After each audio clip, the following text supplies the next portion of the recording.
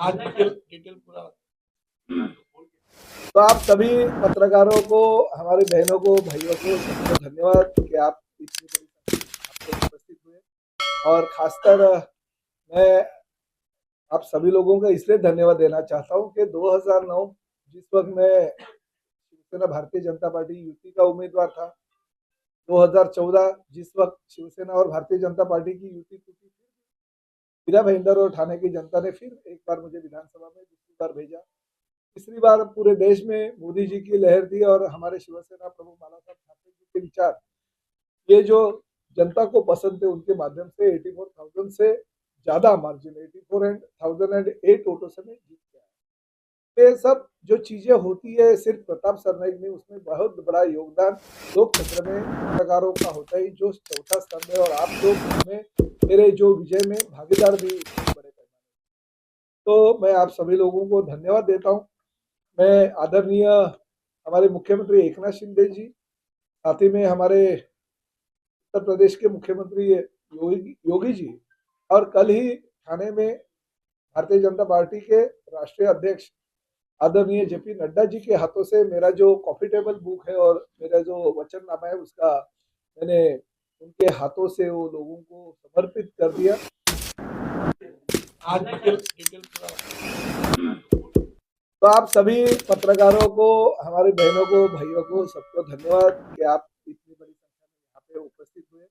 और खासकर मैं आप सभी लोगों का इसलिए धन्यवाद देना चाहता हूँ कि 2009 जिस वक्त मैं शिवसेना भारतीय जनता पार्टी यूपी का उम्मीदवार था, 2014 जिस वक्त शिवसेना और भारतीय जनता पार्टी की युति टूटी, मीरा भाईंदर और ठाणे की जनता ने फिर एक बार मुझे विधानसभा में दूसरी बार भेजा। तीसरी बार पूरे देश में मोदी जी की लहर थी और हमारे शिवसेना प्रमुख बाला साहब ठाकरे जी के विचार, ये जो जनता को पसंद थे, उनके माध्यम से 84,000 से ज्यादा मार्जिन, 84 से पड़े और वो योजना मंजूर हो गई ताकि 218 MLD पानी ये हमारे मीरा भाईंदर शहर को मिल जाएंगे।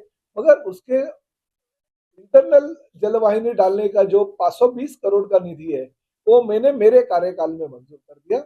उस वक्त मुख्यमंत्री एकनाथ शिंदे जी थे और एकनाथ शिंदे जी के कार्यकाल में वो 520 करोड़ रुपए का काम मंजूर करके शहर में पूरे बड़े पैमाने पे जो इंटरनल पाइपलाइन घुमानी पड़ती है, उसका काम शुरू हो गया। तो अगले साल वो पानी वितरण व्यवस्था का काम पूरा हो जाएगा और लोगों को पानी मिलेगा। आपको पता है कि मेट्रो तो बहुत साल पहले हमारे देवेंद्र जी मुख्यमंत्री थे तभी मंजूर हो गया था, काम भी चल रहा था। मगर उस मेट्रो के बीच में कुछ टेक्निकल चीजें थी, तो मैंने उस वक्त के कमिश्नर राजीव और एडिशनल कमिश्नर सोनिया को बताया, जो विधिमंडल में मैंने आवाज भी उठाया था उसके बारे में, कि अगर नागपुर में मेट्रो का एलिवेटेड अगर ब्रिज हो सकता है, रास्ता हो सकता है, तो मीरा भाईंदर में भी होना चाहिए। और उस माध्यम से मीरा भाईंदर में एलिवेटेड ब्रिज हो गया और उसका लोकार्पण भी हो गया। बाकी का काम तो चल रहा है, मगर काम इसलिए स्लो हो गया क्योंकि मीरा भाईंदर में डोंगरी में जो अभी कारशेड को सैंक्शन मिल गया, उसके पहले राई मुर्दा मोरुआ में कारशेड का आरक्षण डाला था और लोगों का, खासकर हमारे किसानों का, भूमिपुत्र का विरोध था। इसलिए वो कारशेड वहां पे हमने शिफ्ट कर दिया और डोंगरी में ले गए, उसकी निविदा प्रक्रिया पूरी हो गई और जगह पे अभी काम भी चालू हो गया। तो वो मेट्रो अगले साल हम लोगों को समर्पित करके देंगे। साथ में मेट्रो 4 जो गायमुख से कासारवडोली और कासारवडोली से वडाला है, उसको पैरेलल मेट्रो 10 जो सैंक्शन हो गई है, तो गायमुख से लेके दहिसर चेक नाका यानी मेट्रो 9 को जोड़ने का काम हम अगले साल कर देंगे। मगर ये जो मेट्रो 9 है उसका लोकार्पण कर देंगे।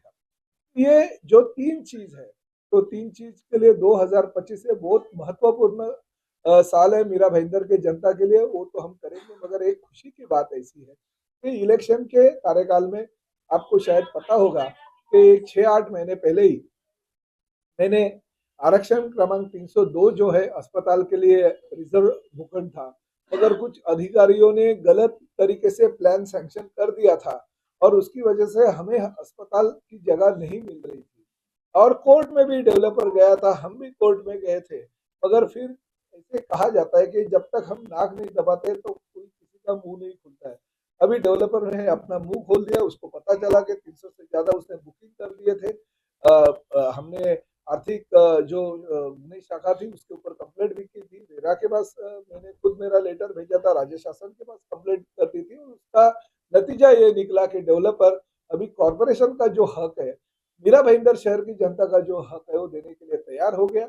यूडीसीपीआर की जो तरतूद है, राज्य शासन का जो नियम है, वो नियम के अनुसार जो प्लॉट एरिया उसमें से 40% जगह और साथ ही में जो प्लॉट एरिया रहेगा उसका 25% का कंस्ट्रक्शन ये फ्री ऑफ कॉस्ट हमको कॉरपोरेशन को बांध के देने को तैयार हो गया और उस तरह का एफिडेविट कोर्ट में डाल रहा है। और बहुत ही अच्छी तरह से अगर वो इमारत का काम जल्दी पूरा हो गया तो 500 बेड का अस्पताल मीरा भाईंदर शहर की जनता के लिए मिलेगा। जैसे Indirabai Baburao Sarnaik cashless hospital 100 bed का मिला, इसी तरह से ये कैशलेस हॉस्पिटल 500 बेड का, और उसमें साथ में हम लोग प्रोविजन ये कर रहे हैं कि वहाँ पे डॉक्टर और नर्सेस की निवास की भी व्यवस्था होनी चाहिए ताकि डॉक्टर और नर्सेस को बाहर से आना नहीं पड़े।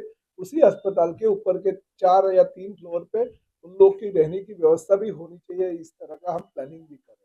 ये चीज जो है मीरा भाईंदर शहर को हम देने जा रहे हैं।